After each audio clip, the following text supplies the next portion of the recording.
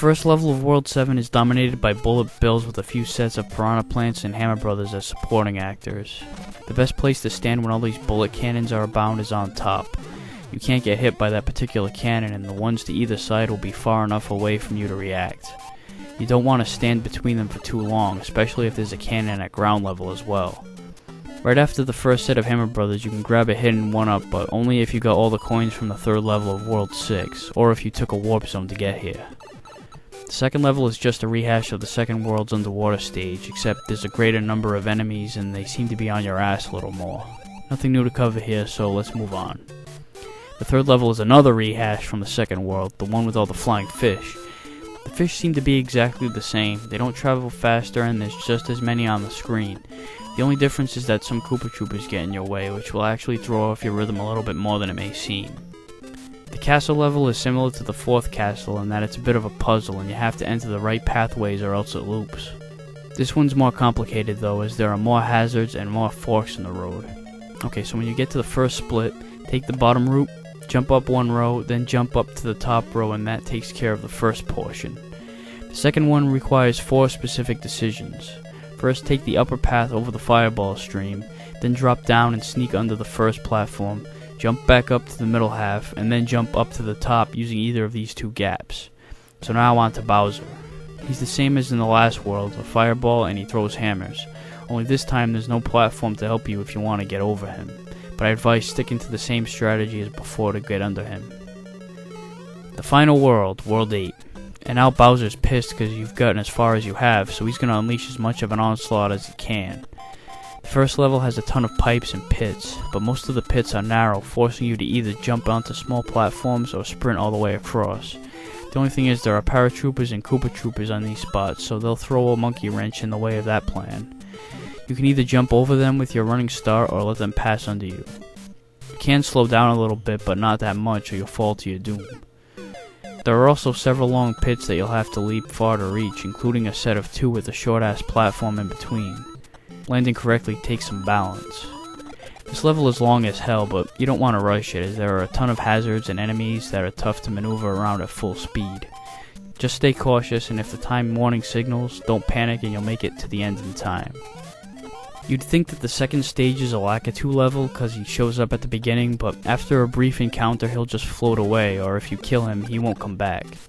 There's an extra life right above this springboard. If you're Super Mario, smash a hole right next to it and let it roll right into you. Otherwise chase after it and let it sail off the platform.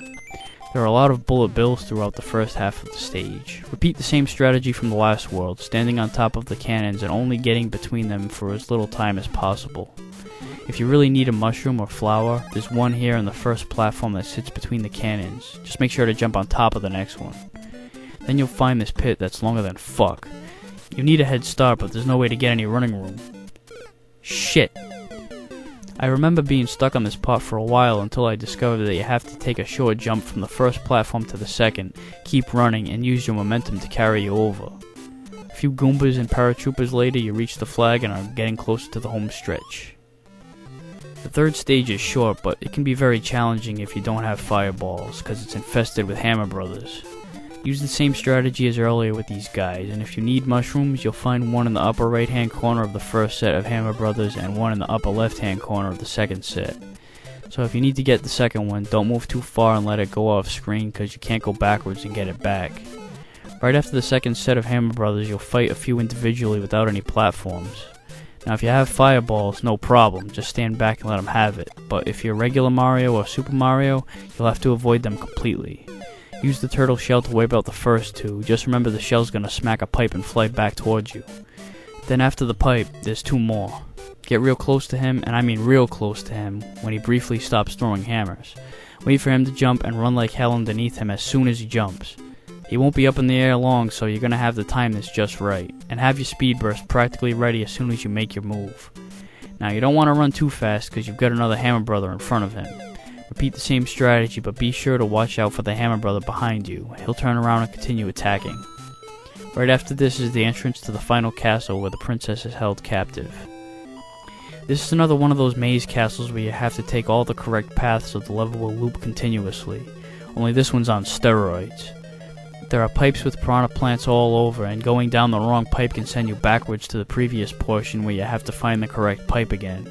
On top of that, there's a bunch of creatures from the overworld in this castle. The Goombas, paratroopers, flying fish, Hammer Brothers, and even an underwater portion with some bloopers. Damn, Bowser spared no expense with this fortress. So toward the beginning you'll see this lava pit with a floating platform. Hop onto it and go down the next pipe.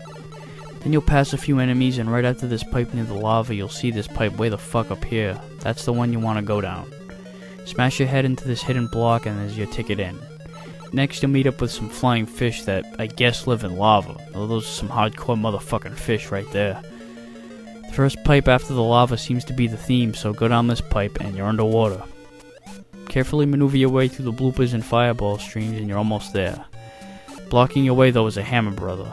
If you don't have any fireballs, do the same thing as before. Get up real close and let him jump.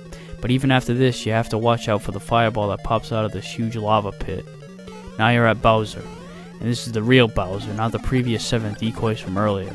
This right here is the first true meeting between the two. He's really a duplicate of World 7. Run under him unless of course you have fireballs and you finally save the princess. And she's probably the butt ugliest princess of all time. Thank God for the plastic surgery she'd get afterwards. So not much of an ending, just a generic congratulations, but you do get to play a bonus game of sorts. It's the same game all over again with some modifications.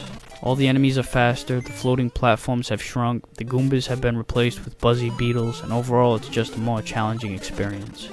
And by pressing the B button at the start menu you can select which world to start on, which is cool. To say that Super Mario Bros. Wasn't groundbreaking, ahead of its time, a pioneer, etc.